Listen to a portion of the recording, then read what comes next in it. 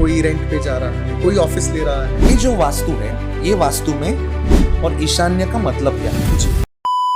So Asim ji, today we are here with an intention that we will learn a lot about Vastu. Yeah. So it's not that by one episode itself कोई भी vastu expert बन जाएगा, लेकिन आगे जाके या फिर currently भी किसी को कोई नया घर लेना है,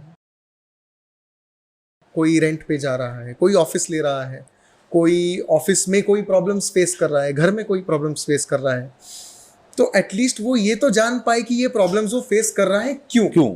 तो इस वजह से हम आज एक प्रैक्टिकलिटी करने वाले, एक प्रैक्टिकल एग्जाम्पल के साथ करने वाले हैं। So what we'll do is we'll draw Vastu Purush. People sitting in their homes can draw the same in their phones or in their pads or on their notebooks, anywhere.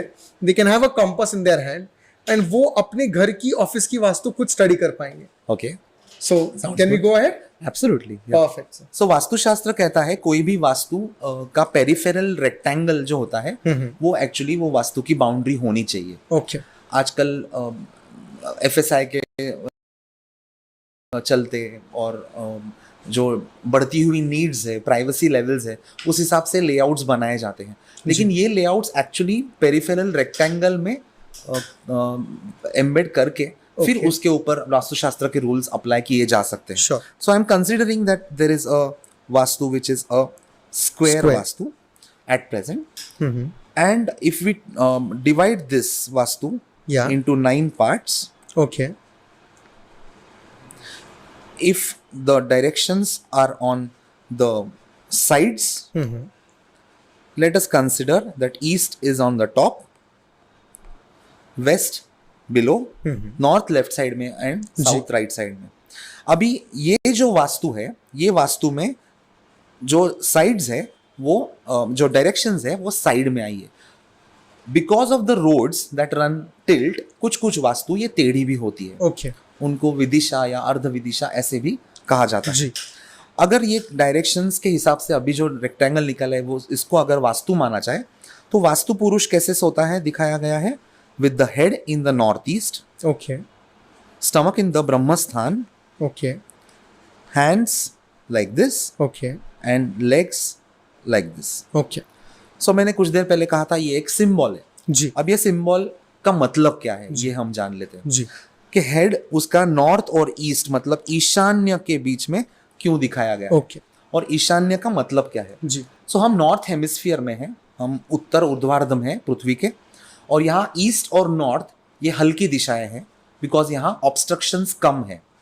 अब जब ऑब्स्ट्रक्शंस कम है वहां से एनर्जी फ्लो ज्यादा आता है. We call this energies as laminar flow. जिस energy को ऑब्स्ट्रक्शन आता है वो टर्ब्यूलेंस दिखाती है. Okay. जिसमें ऑब्स्ट्रक्शंस नहीं है वो लैमिनार फ्लो आती है. दिस इज अगर आप इंडिया में बैठे हो तो, अगर हम नॉर्थ हेमिस्फीयर में हैं, नॉर्दर्न हेमिस्फीयर में है तो okay. सो अभी नॉर्थ ईस्ट से आने वाली एनर्जीज लैमिनार फ्लो है जी. इसीलिए उनको पॉजिटिव माना गया है. फिजिक्स का एक रूल है, अगर एक दिशा को पॉजिटिव मानते हैं सामने वाली को निगेटिव मानते हैं. लेकिन कोई भी ऊर्जा ये गलत या सही नहीं होती. ऊर्जा ये ऊर्जा होती है, उसको आप किस तरीके से यूज करने वाले हैं वो इंपॉर्टेंट है. अब ये लैमिनार फ्लो एनर्जीज है, कम इरिटेशन वाली एनर्जीज है, तो इनको ज्यादा से ज्यादा एब्जॉर्प्शन वास्तु में होना चाहिए अपने शरीर को भी, और वास्तु में ऐसी सारी चीजें वहां होनी चाहिए कि ये एनर्जीज ज्यादा से ज्यादा वास्तु में अंदर आए.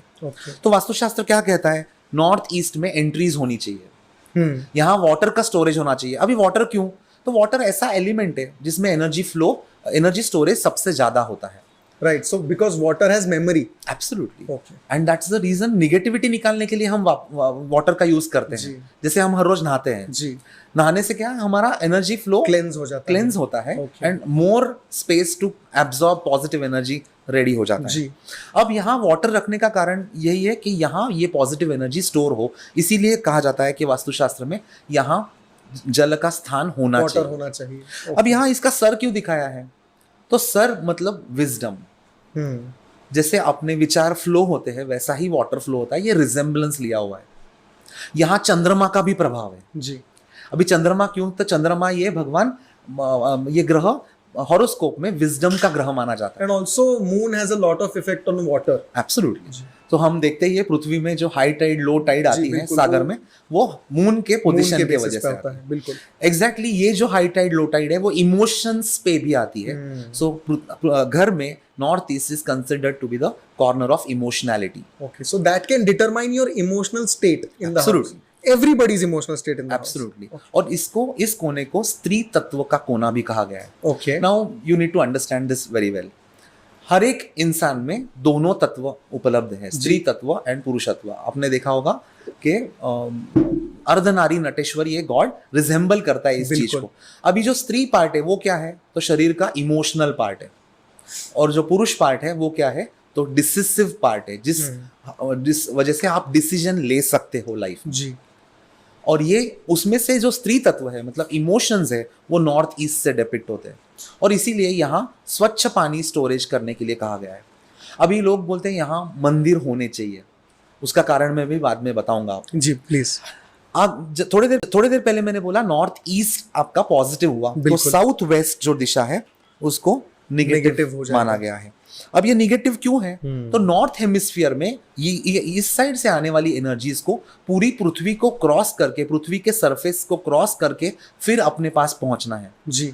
तो इतने हिंड्रेंसेस के थ्रू जाने वाली energy, they become very turbulent and they become with lot of irritation. They also carry a lot of negative emotions, not negative but mixed emotions. Yeah, absolutely. With them. Not filtered emotions. I will say they carry very intense emotions. Intense emotions. Okay. So rather than emotions, let's talk about intense energies. Intense energies. अभी ये south west से आने वाली energies को suppress करने को कहा गया है। तो वास्तुशास्त्र ने कहा ये इस दिशा में वजन रखिए। जी। तो एकमेव तत्व है पांचों तत्वों में से पृथ्वी तत्व, वो साउथ वेस्ट में कहा गया है। इसीलिए उसके पैर वहां दिखाए हैं। The reason of having the legs on the south west is you can stand stably और you can have a stable posture only on पृथ्वी तत्व, that is the land, and that's the reason उसके पैर यहां दिखाया गया है। और एक कारण यहां वजन जो रखने के लिए गया है, अभी लोग मिसअंडरस्टैंड कर लेते, यहां हैवी वेट्स रख देते, लेकिन मेरे हिसाब से घर में जो सबसे वजनदार पर्सनैलिटी है, the decision maker of the house, उसका स्थान यहाँ इसीलिए रखा गया है वास्तु में कि ये एनर्जीज को अच्छे से वो रिस्ट्रिक्ट कर पाए और अंदर पॉजिटिविटी ज्यादा रहने दे। और इसीलिए वास्तुशास्त्र कहता है कि master bedrooms should be in the south waste. Okay.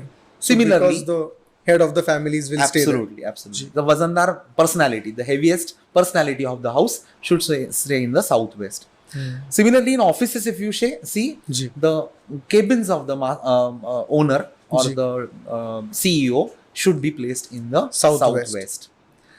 That is how southwest उसके legs दिखाए गए। जी। Let's talk about the right hand of Vastu Purush. The way we use our right hand to explain anything, his right hand also is placed in the northwest, which is the communication related corner.